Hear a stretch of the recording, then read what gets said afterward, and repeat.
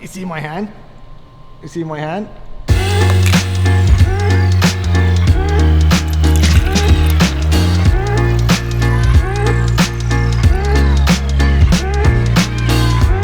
What's going on, you guys? Welcome back to the channel. As you guys know, I recently acquired a Tesla, and fortunate enough, I have taken delivery of it. But unfortunately, when they delivered the vehicle, it was in a cold snap, and quite frankly, you guys, I don't think Tesla's cut out for Canadian winters. I'll tell you why. But before we start the vlog, you guys, I want to talk about this new steering wheel they got on the new S, and especially the Plaid. It looks pretty cool, but I don't think it's very functional, you guys. I drove it for a little bit here, and it just feels really, really weird. The way that I describe it, it's like almost like a 2x4 stuck to the steering column, and it just a really, really weird feeling when I tried to turn it, and it just, I don't know. Let me just put you guys on the tripod here, and just give you guys a little bit of a demonstration. All right, you guys, so just to get started, like in normal driving, let me just grab the keys here. All right, so when you're driving, going straight, it's like, it feels normal, feels natural, right? But when you start turning, Formula One, you don't let go of the steering wheel, and the wheel only turns maybe 15 degrees, 20 at most. It's just not practical. And first thing I thought is, like, in an emergency maneuver, it's so weird, you guys. It doesn't feel natural. But yeah, that's my opinion, and that's just my thought, you guys. What do you guys think? Looks cool, but not very functional. All right, guys, so when I initially started looking at Tesla as an option, you know, I took it for a test drive, an extended test drive too. And of course, you do your research on it, but what I researched on was the battery range, how far it can go, and how long it lasts, and, you know, stuff like that. But I didn't put in consideration charging it. And charging in the summertime is not a big deal, you guys, right? I didn't consider the wintertime, and the wintertime was, quite frankly, the battery doesn't charge if it's really cold. And that's when I realized, when you plug in the charger at home that they supply you, let me show you guys. Every Tesla that you buy comes with a standard charger that you just plug into your wall at home. So for me, I thought it was like no big deal. If I don't have a supercharger around, I'll just plug it in at home. But the thing is, it takes like almost more than 2 days to fully charge your Tesla to its max, or even to 80%. For example, like mine, I plugged it in at the shop here, and I was at 130 kilometers left on the battery, and it took more than 2 days to fully charge it up to 80%. I just set it up to maximum charge, 80%, and it took over 2 days. So that's pretty crazy, you guys, because when I did it, when I started looking into it, I thought that it would be an overnight charge and no big deal, right? But yeah, so that's one thing you got to consider. So with that said, you guys, you know, you have to plan your trips. So in winter months, if you're not close to a supercharger and your battery's low, you're kind of screwed, because the battery, when it's cold, it won't take the charge like on a wall. It just won't take its charge. It's just not good, or the battery's not good for winter months. You need a supercharger or a fast charger at home. And if you're doing road trips and stuff, you don't have access to a fast charger. Most hotels don't, right? All right, guys, so technically the Model 3 is actually in my wife's car. And the night that I took it home and, you know, showed it to her, and she was all nice and wow about it, and set it up, the app, and on her phone. And that day that we took it home, it was roughly about minus 35, and it was like minus 38 that night, and we're hanging out at some friend's house. And it was nice and fantastic. It's just perfect, right? And then when we were about to go home, she started up in the app, so it'd be nice and toasty, and, you know, preconditioning the cabin. Perfectly fine.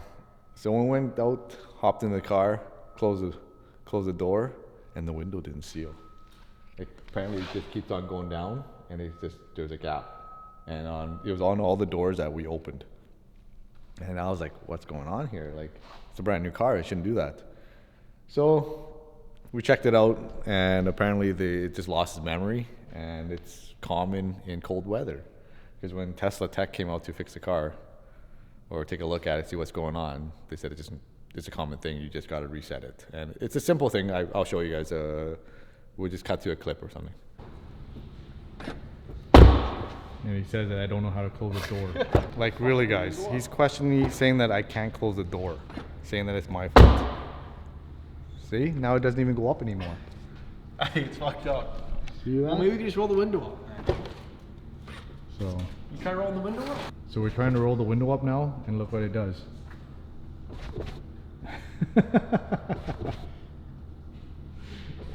Whoa, do you know how to close the door? Fuck it. You don't know how to roll the window. Need a refund, bro. But yeah, you guys, if you just don't know how to fix it or something, you'll be screwed. You're gonna drive around in minus 30, minus 28, and it's like, yeah. So that's another reason why Tesla isn't cut out for Canadian weather. So you guys are probably wondering, like, how come Flynn didn't do his research before he actually committed to buying a Tesla? You know, when I was in California, I saw Teslas everywhere, and I was like, you know, they look pretty cool. And the thing is, you know, I gave in to the tech. The tech was actually really cool, you guys. And you know, and when I took that extended test drive, I saw the look on my daughter's face and my wife's face, and you know, the joy in their face was like, you know, it's the car's for them too, right? So really, the actual car is for them, and that's the reason why I bought it. But so then, like, let's go back to the story that night that I took it home for the first time, and it was like minus 30 something. Like I would say 35 to 38, roughly, right? And I was really wowed by, like, the cabin was just nice and toasty, like really, really warm. So no big deal. Hopped in, started driving once we hit the freeway, and that's when I realized, I'm like, why is the cabin, it's like a draft. It felt really cold. And I was thinking like it was the windows, but I did manually roll them up, right? After they went down, I just rolled them back up. So I'm like, I eliminated that possibility that the draft is coming in because of the windows. But I start to realize the Tesla heater core or whatever it uses to heat the cabin can't keep up with Canadian weather. It's like once it hits anything below minus 28 and below, it's too cold, you guys. And I think it's just an electric EV vehicle kind of thing, because I've heard from other friends that have Toyotas, and when they run on full electric mode, they said it just doesn't keep up. So they always go into their gasoline mode. So that's another thing I didn't put in consideration. And when I test drove it in the summertime, you guys. So that's why I didn't realize the heater just can't keep up. That's why it's not good for winter months. So in the past few years, I've been working on a lot of Teslas, and now we're fortunate that we have a Tesla dealership just pretty close, like not even half a block away from us, like just a stone throw away from us.